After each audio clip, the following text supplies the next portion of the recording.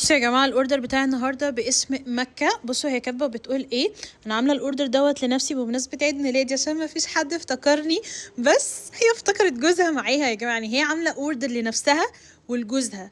والله العظيم انتي ست زي السكر. يعني انا هحط لك هديه بسيطه كده، يا رب تعجبك على الاوردر بتاعك. تعالوا الاول نبدا بهديه جوزها. هي طلبت له البوكس بتاع سوفاج، البوكس الاكثر مبيعا عندنا في الستور، اللي بيكون عباره عن بودي سبراش بودي والبرفيوم، وكمان البرفيوم القلم. خدت ليها كمان بودي لوشن سو سكسي. اخدت العرض يا جماعه بتاع باث اند بودي، اللي هو يعني التلاته حرفيا او الاتنين عليهم قطعه، تالته هديه مجانيه، والتلاته بسعر 250 جنيه بس. واخدت العرض ده يتجنن يا جماعه، ازاي التلاته ب 250؟ اقسم بالله ما اعرف. كمان اخدت العرض اللي نازل على البرفيوم بتاع ميس ديور. اي عميل هيشتري قطعه من ميس ديور هياخد عليها برفيوم قلم من فيكتوريا سيكريت هديه مجانيه. وفي قسم الميك اب اخدت الليب جلوس بتاع كار. وفي قسم الاطفال اخدت بودي سبلاش اطفالي.